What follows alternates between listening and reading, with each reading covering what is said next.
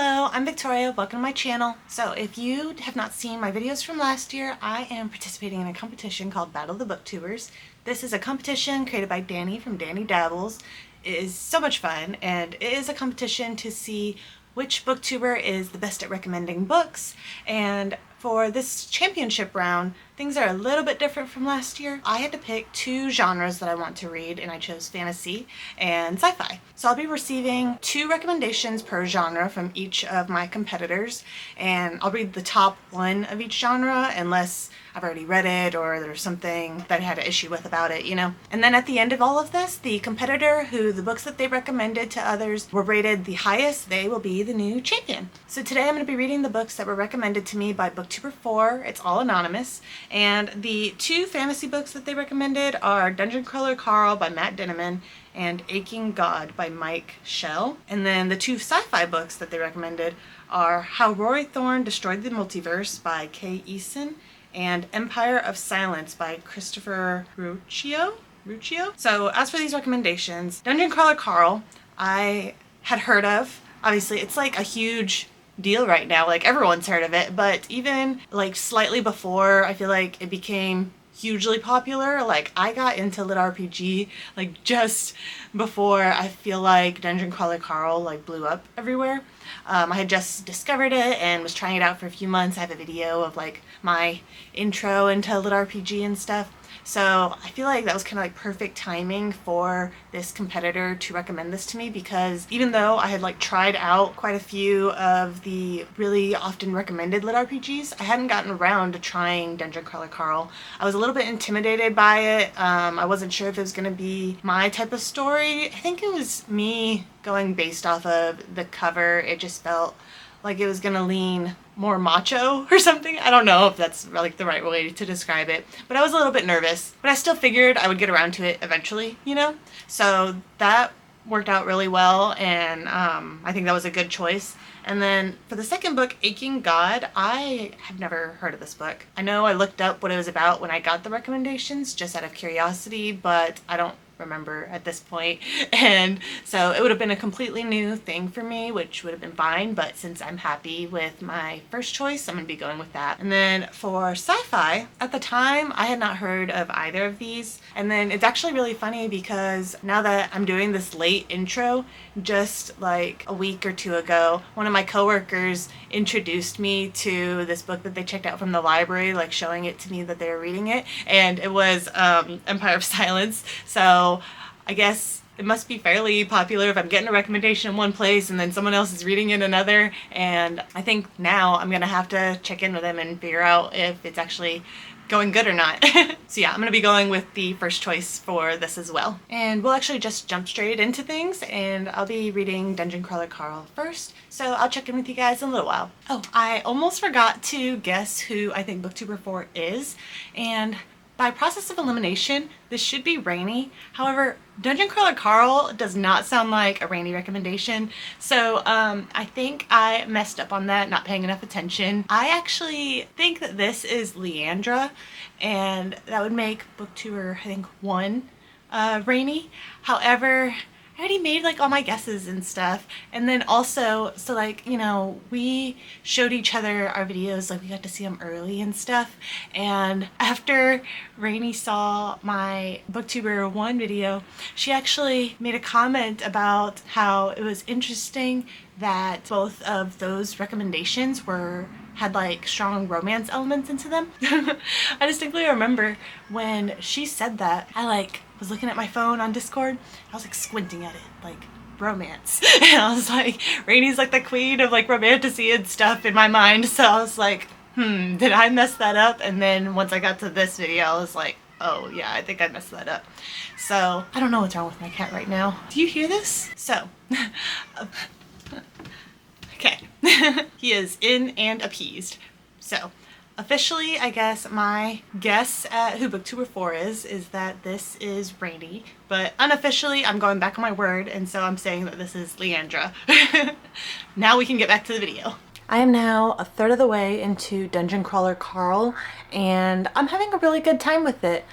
I don't think it's going to be a new favorite just from first impressions of this first third of it, but I am really enjoying it. So this is an apocalyptic lit RPG, and basically our main character, Carl, him and his girlfriend break up, and he's holding on to her cat temporarily while she is, I think, out of state, if I remember. And the cat gets out and is like down the tree and everything, and it's the middle of winter, so he is in his boxers, throws on a jacket, and slips on his ex's pink Crocs, if I remember right, and goes out to try to get her. And the cat's name is Princess Donut. It's so cute. It's actually way longer, but I don't remember the full name. I just remember like that is the go-to name, I guess, like the shortened version that they use. So while he's out there trying to get this cat and freezing his butt off, the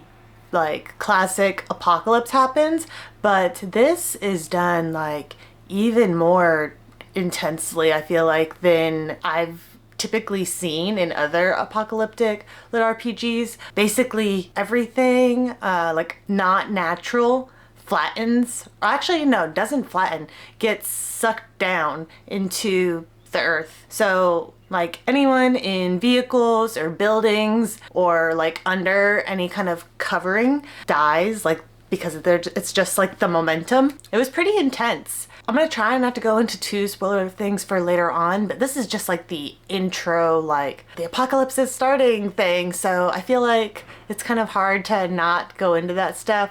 But I thought it was pretty well done, and it also had like a bit of a twist from what you typically see. So then, you know, you get your pop-up and with like the intro stuff of like telling you what's going on, but also they had like a speaker. Why am I doing like puppets? But there's like a voice talking, and it's telling you, you know, long time ago people were told, you know, that they're gonna have to pay these resources and stuff, and they didn't, so now it's like getting taken. So that was what the whole like everything getting sucked away was. But they're told, you know, in a little bit some doors, or were they doors or portals, were gonna pop up, and they were entrances where if people chose to, they could go and try to enter this dungeon and try to like compete for the chance to become like the new ruler, I guess, of their planet after everything, if they finish all 18 levels of the dungeon. And by the 18th, like for the 18th level, like whoever makes it, then there would only be one winner, and then that would be like the ruler. But they don't have to go and join this, but if you don't, there's nothing of like society now. There's no buildings, no shelters and stuff, so it would be full survival mode. So Carl, he decides, you know, he's gonna join, mainly because where he's at, it's the middle of winter, and that's like really his only chance of not dying, because he's already starting to feel like the frostbite and stuff kicking in. So him and Princess Donut, they go in this entrance and begin this dungeon experience. So 1/3 of the way in, we are still in the first level, but we are doing pretty good at surviving and stuff, and working towards finding these doors that can bring him to the next level. So Carl as a main character, I like him. I think personality wise, so far he's feeling slightly boring to me, but I will take that over like super edgy, I gotta do everything on my own because these people are so dumb, like you see in a lot of lit RPGs, which sometimes I like that because it's like, yeah, they're being dumb, but then other times I'm like, okay, emo boy, you know? And he's like, Carl is not like that. He's an ex-Marine, I think. For sure military, I think it was Marines. So he's in like decent shape. He hasn't been in the Marines for a while, but he's still like, you know, kept in shape and stuff. So his biggest strength is his strength. And that's also something that I feel like I at least haven't seen a lot of in lit RPG. I feel like a lot of times the main character's strengths are more like their intelligence stat, or I've seen one chick, her biggest thing was like luck or charisma. I feel like people seem to try to avoid strength as the main factor, like thing that the main characters are using, you know? But maybe because of that, it makes it feel kind of fresh just to have like classic strongman type of thing. There's some like really funny things that happen because of that. Like there was like these cockroach monsters that are like, you know, basic beginner monsters that he's going up against and stuff. And since he is just in his boxers and a coat, basically, the way that he's killing them is just stomping on them. And the AI thing that pops up, it like makes some like witty remarks, or I would say, I don't know if witty is the right word, more like a little too interested remarks about him stomping on these monsters with his bare feet. And so I was like, ugh, but it was funny. But our main character's personality, I would say he's like practical without being like hardcore survivor man practical, you know, where like he gets into this situation, all of a sudden he just seems to know exactly what he needs to do and stuff. I don't like, he's not that kind of guy. Honestly, he just feels like a normal, strong guy, and he's handling things as best as he can. And he's got his ex-girlfriend's cat, who is also a participant in this because they came together, so they're like a team and stuff. And it's a really fun time. I think one thing that I like about this book, at least from my first impressions, is because I know that the dungeon has 18 floors, it doesn't, like, it makes the story feel more contained. Like, I could see myself continuing on with this story, like with this series, even if I'm not like, this is an absolute favorite, just because I could like see an end in sight. Some lit RPGs, just with the way that Royal Road is set up and stuff, it's made to be serialized and like just reading more and more, you know, and like the story just keeps going.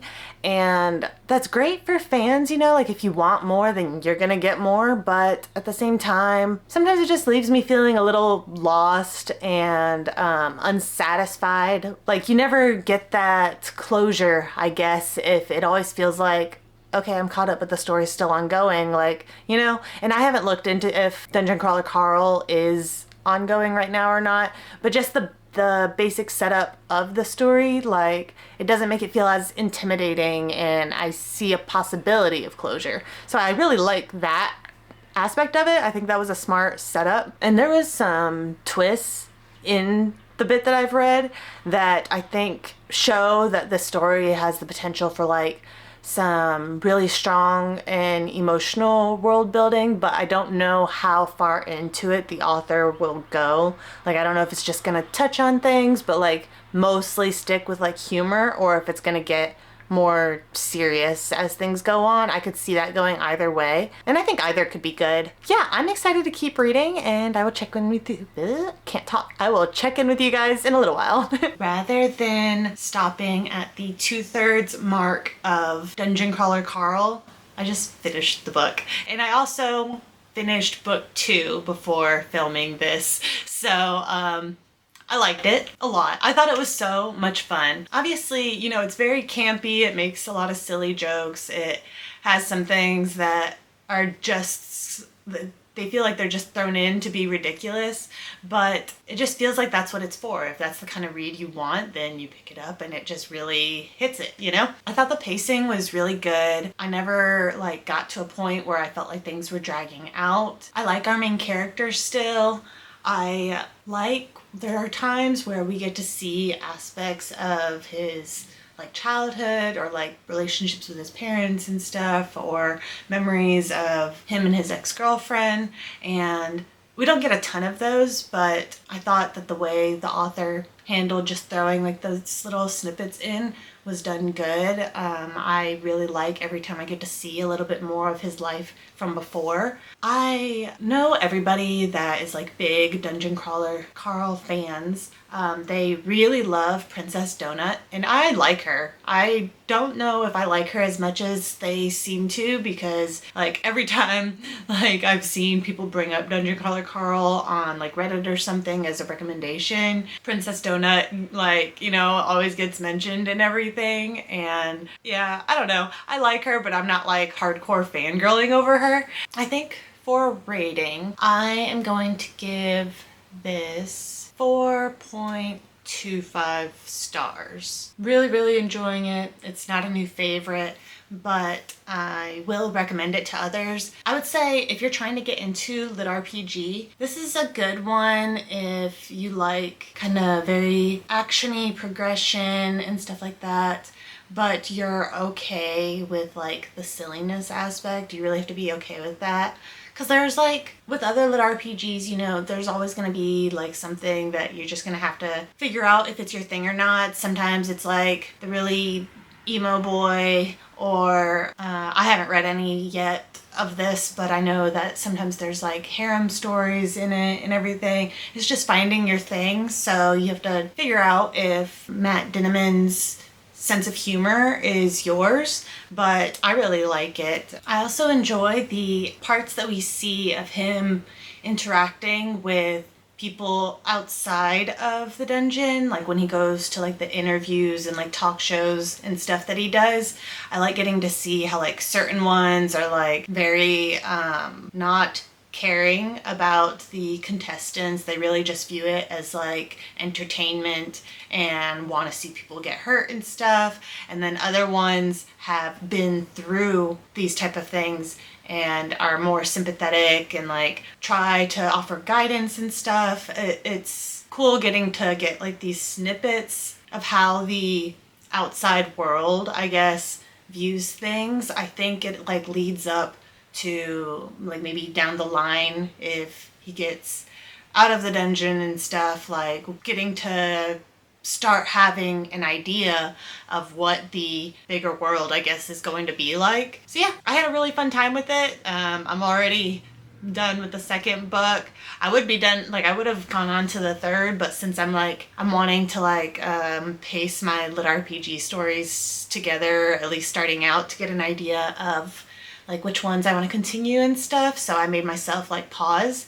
But yeah, so 4.25 stars for this one. And then now I'm going to be picking up How Roy Thorne Destroyed the Multiverse by Kay Eason. So I will check in with you guys soon.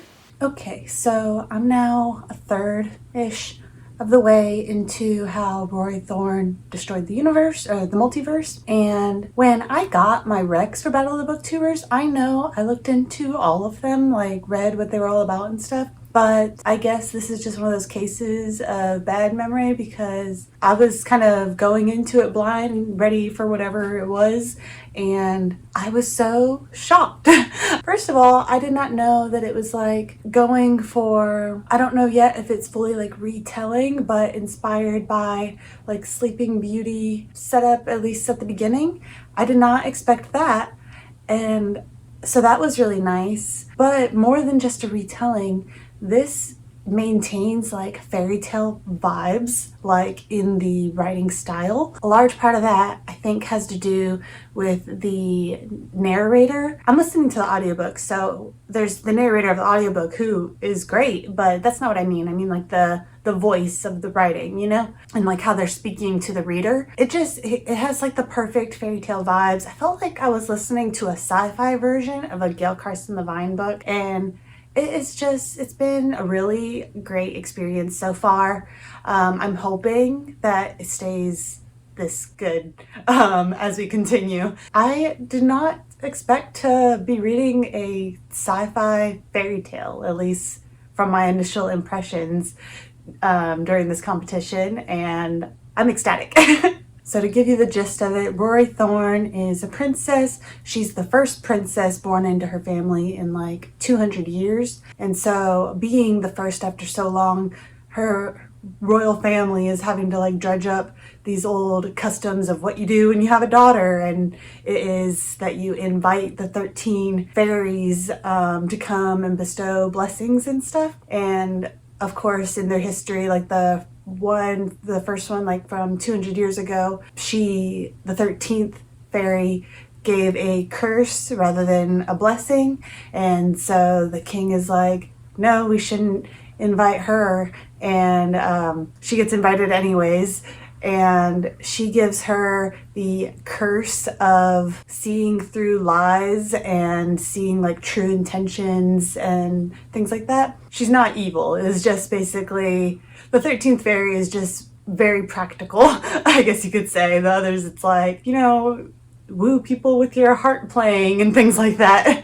But so our girl grows up and she ends up having a little brother who, in their patriarchal society, ends up becoming the actual heir. When she first has a brother, she's like all chill and excited about it and is like excited to meet him and stuff. But as things progress, that quickly changes because her brother was not raised by like just her family and like the same people that our main character was. She was raised by like this governess who was like a more traditional role and stuff, and she's not really a great person, and so he's just kind of a little spoiled shithead. And so definitely everyone is worried about what kind of king he's gonna be, even if they love him because he's a boy, you know. Right now where we're at is Rory is having an arranged marriage, and she is now engaged to, I don't remember his name, but this prince that we met when he was little, and he's just seems like a more passive guy. And so my understanding of the story is she's gonna end up taking on more of the role of protecting him, just because he's kind of like a fish out of water with royal life, I guess, or just life, honestly. He seems to struggle quite a bit. But yeah, so far I'm having an amazing time. I'm really hoping that things stay as good as they're going so far, but I'll check in a little bit. So I finished How Roy Thorne Destroyed the Universe, and the consensus is that this book was so much fun. I just really had an amazing time with it. There was a short period of time where I felt like maybe it was starting to decline for me, just not maybe like a slow point, I guess, but it recovered and I still had a blast. It is one that I am going to most likely end up buying a copy of, and I do want to continue with the series. But yeah, I just really think that this author's ability to take classic fairy tale writing style and narration style and put that into like a wholly unique sci-fi setting was really well done. It truly felt like a fairy tale set in space, and I've never seen that before. I've seen like people do retellings of fairy tales and put it in a sci-fi setting, but then it not have that fairy tale vibe, I guess. And this was not that. This like felt like its own fairy tale, you know. I don't know. I'm blown away by the fact that they were able to do that. I really enjoyed it. Rating wise, I think I am gonna give this a 4.5. The main reason why this is not gonna be getting like a 5-star from me is because my 5-star reads, or like what I guess I would call that, just like my all-time favorites, I guess, typically, I guess, kind of connect with me on a more emotional level, or hit harder topics, or just kind of have those harder to handle moments, I guess. They have to be emotionally impactful for me, and this one I think is just a really fun time. And so I loved it. Like, so it's nothing against the book, it's just, it's not new favorite, like I'm gonna recommend this to everybody, can't stop thinking about it type of thing. It's just super solid, really enjoyed it, and it's like the kind of book that for specific people I would be super excited to recommend it to them, but I'd be able to control myself from talking about it, I guess. Does that make sense? The 5-star reads are the ones that I'm like annoying about with how much I talk about them, I guess. So yeah, 4.5 I think is where we're gonna land. What is wrong with me? Why did I end the video like that? I don't understand, but I had a really great time reading these recommendations that were given to me, and I thank you guys so much for watching. Hope you have a great day. Bye!